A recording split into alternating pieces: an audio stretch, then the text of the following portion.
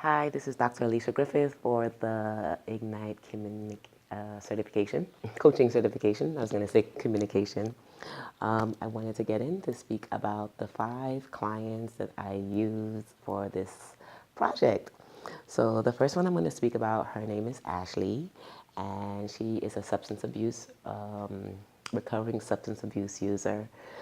She came to me because she was having difficulty understanding what was her bigger purpose in life. Like, she was on a television show before, and she was portrayed as a person who, a real life type of situation where she knows that people knew her, but she also knew that she wanted to go past just a television show. Like, she wanted to do speaking, and she wanted more out of her life, but she just wasn't sure which direction to go in.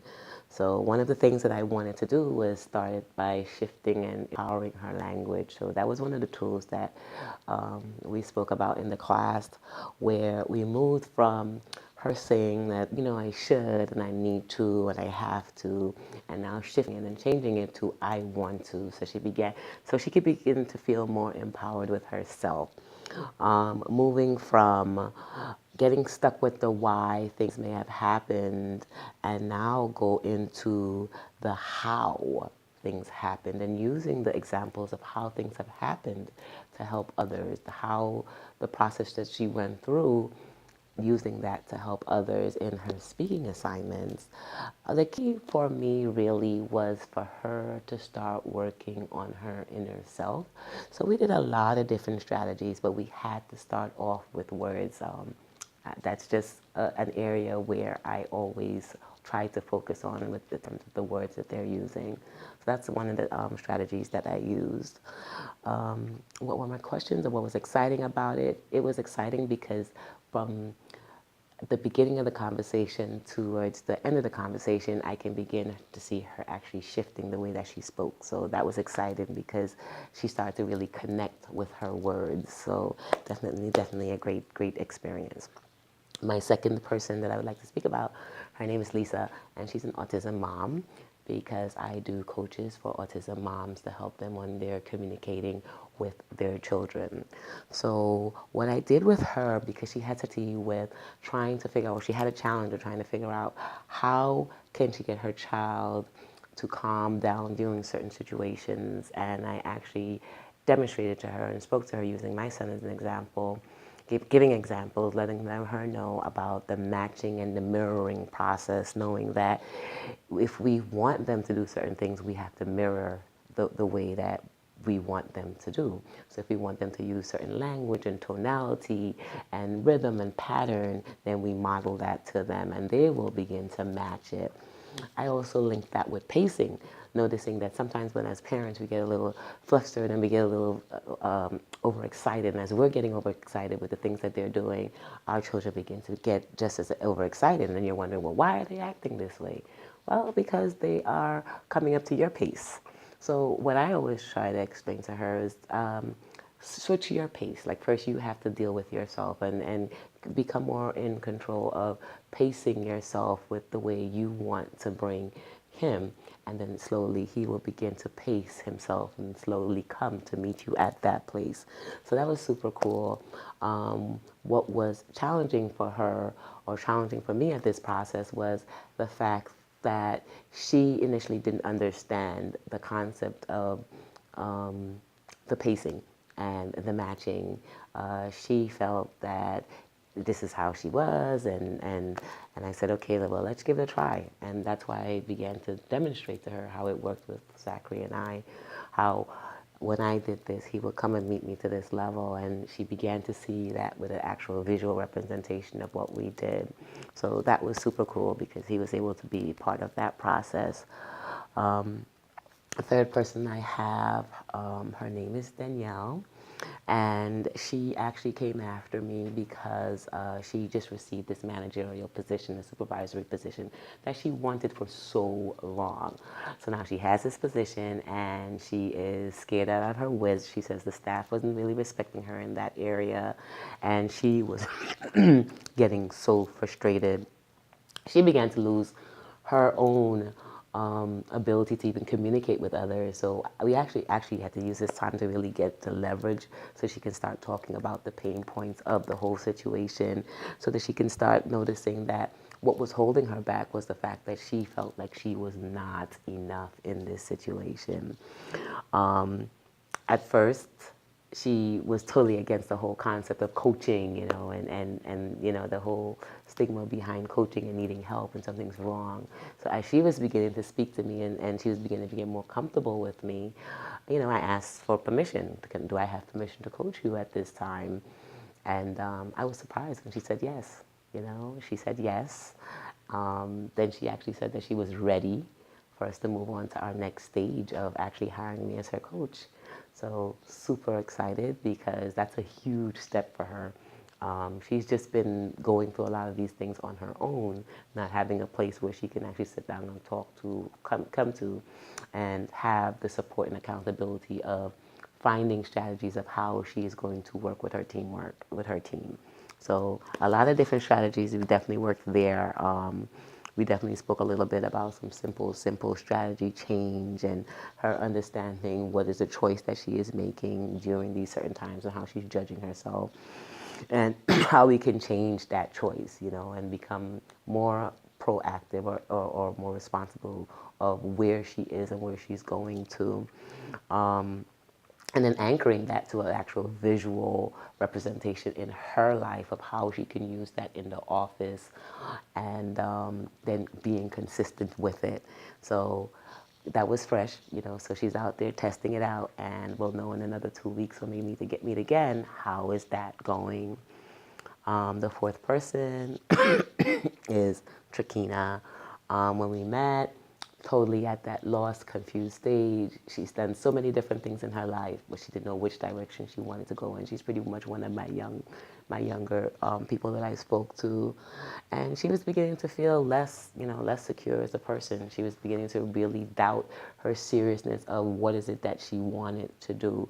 What is it that she was tired of other people saying, especially her husband, telling her that, you'd start something, you wouldn't finish anything, you'd get excited about one thing and then you won't complete it.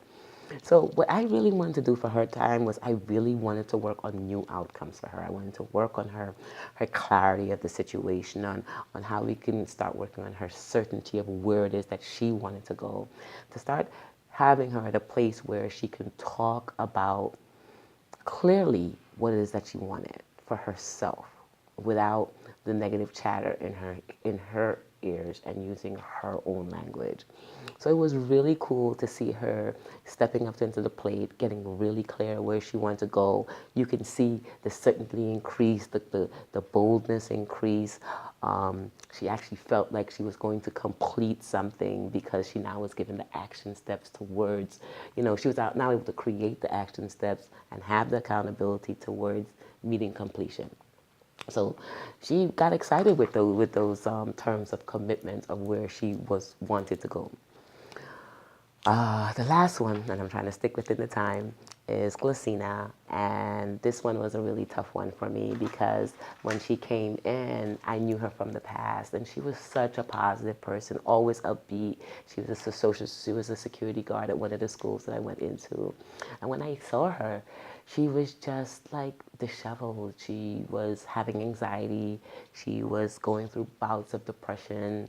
And she was just at that point where she says, you know what, I don't know what to do anymore. All I know is I can't continue living like this. So we sat and we spoke, and I heard the way she talked about things, and she was just focused on such negativity. And that's when I decided to kind of work on that reframing pattern, where we had to definitely sit down and figure out, well, when she hears these things, what else can it mean? What else does it mean to you? And what's good about this? Because she was starting to see everything as something negative, everything as something that's out, like the world was against her. So that became that reframing process, just asking the continuous questions to get her to start thinking outside of the negative, and asking her, well, do others feel this way around you? Or what about those, because she also used the same time thing, like, I don't have enough time because I leave home, work in the morning, and I come home late at night, so I don't have the time to work out. Everything was an excuse beyond excuse. And I'm like, well, what about those who get up even earlier and come home even later and still find the time to get that workout in? So just shifting the way she was able to perceive things that were happening around her. So definitely a great experience. And, it's not limited to these tools that I discussed there, but I want to respect the time. But definitely a very interesting walk of doing this exercise, because it was great understanding when people were given that tug of not really wanting you in, or that fight against wanting coaching and thinking, they don't know what the concept of what is coaching. So it was nice introducing that world to them, and looking forward to following up with them. Um, let's see, what else am I supposed to write? Tools, outcomes, and the last part is what was most exciting, what was challenging, and what was surprising. The most exciting part for me always is the human connection, the use of communication, the use of language. As a communication specialist myself, it's just a beauty of it, watching the nonverbal cues, listening to the things that they're not saying, listening to the tone, rhythm, how initially their voice will sound so depressed and so heavy, and then towards the end of the conversation you can see it shift towards positivity, letting me know that we've started working through something. So that was always super duper exciting. Challenging is the fact that, I know there's so much more to do. I know there's so much more that is out there. And of course, getting people to actually sign up for the actual paid program, that's always had been something challenging for me. So I like to say, I guess sales is always the challenging part. Very easy to sit and talk to people, but then to let them know their options to move towards the actual pay part. Get no a lot, and the no usually is because they're not at that place to invest in the money, or maybe I haven't gotten them to the point where they have seen the pain enough to want to shift towards wanting that change now.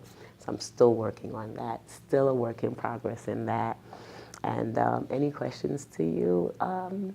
No questions right now. This class was definitely an interesting class for me, because I love the fact of the neurolinguistic aspect, the language part, the communication part, the new terminologies that went with some of the things that we already do, that we already so naturally did. So it confirmed that I was heading towards the right path, but it's always great to add more information, to add more tools when you're hit in a certain direction. So the benefit to me is always going back in and listening to it twice, which is what we did before the test.